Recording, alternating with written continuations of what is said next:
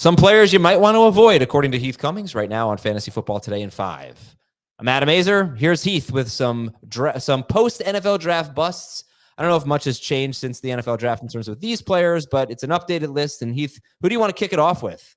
Well, we might as well start with the most outrageous one, the guy who's been QB1 for basically half a decade. It's Josh Allen. I don't think he's going to run for 15 touchdowns next year. He's been right around 7 or 8 for most of his career, really with better efficiency and more rush attempts per game. So you take off half of those rush touchdowns from last year and you think, well, yeah, but then their passing production will be better. I'm not sure it will be. Stephon Diggs is gone. I don't know that Allen has a true number 1 wide receiver. I don't know that he has a good number 2 wide receiver. I would expect for the running backs to be more involved this year in Buffalo and for Allen to take a step back. He is my QB4, and I don't want to draft him until the 4 or 5 turn. Okay, and I guess the NFL draft didn't do quite enough for you. As we try to spin it with that theme here, updated busts, not good enough. Okay, so Derrick Henry was another guy. We talked about him and going in sort of the same range as Josh Allen, but you said you would take Henry ahead of Allen, right? I would take Henry just barely ahead of Allen. I have Henry at 48th overall. I think I have Allen at 51st overall, 52nd overall. So I'm way behind on both of these guys. That's full PPR. I think Henry's a borderline RB1 in non-PPR, but catches do make a big difference. I expect him to catch somewhere right around 20 passes this year.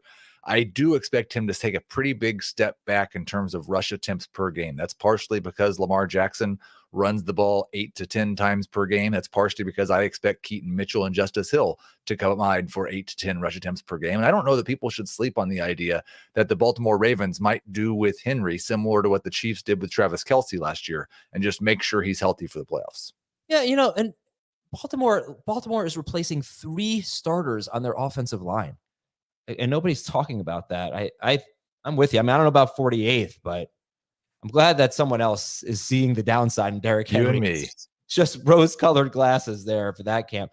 But, I disagree with you on David Montgomery. I just think Dan Campbell likes him too much. I see double-digit touchdowns for Montgomery, and I'll see where he goes. I think he'll end up being about around 5-6 pick. Yeah, and that's just a little bit too early for me. I think we've seen him go closer to the 4 or 5 turn in a couple of drafts, but I do believe the Lions, when they say they're going to get Jahmyr Gibbs more work, they were pretty close to even in terms of carries inside the 5 and 10 yard line in the second half of the season, those last 9 games when they were both healthy. Only one of those games did David Montgomery go over 100 yards rushing. Only 0 of those games did he have more than 3 targets. So he has to have 12, 13 rush touchdowns to be a top 24 running back. I prefer him as a flex. All right, and we have time for a couple more here. So Stephon Diggs, you didn't exactly buy the theory I floated out that he's fine. It was Joe Brady's fault. I think it's possible that he's fine. It was Joe Brady's fault.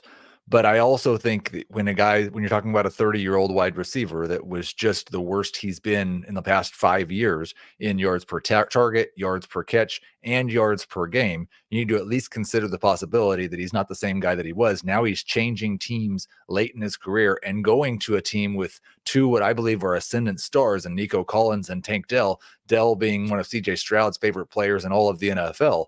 I expect for Diggs to be 3rd in terms of fantasy production at wide receiver amongst the Texans. And then 2 rookies, Malik Neighbors and Brock Bowers. You think they're going to go too high? And they both are in situations where I'm not sure the team is going to throw for even like 200 yards passing per game. The Giants haven't done that for 4 seasons. They've not made any improvements at the quarterback position. When Drew Lock is your hope, that's a really big problem.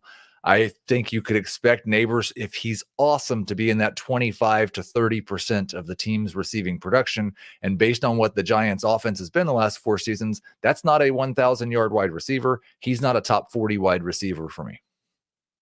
Okay. And if you want to hear about Brock Bowers, you can check out the full-length episode that we did with Heath and Jamie earlier today. That's it for Fantasy Football Today in 5. Thanks, everybody. Talk to you tomorrow.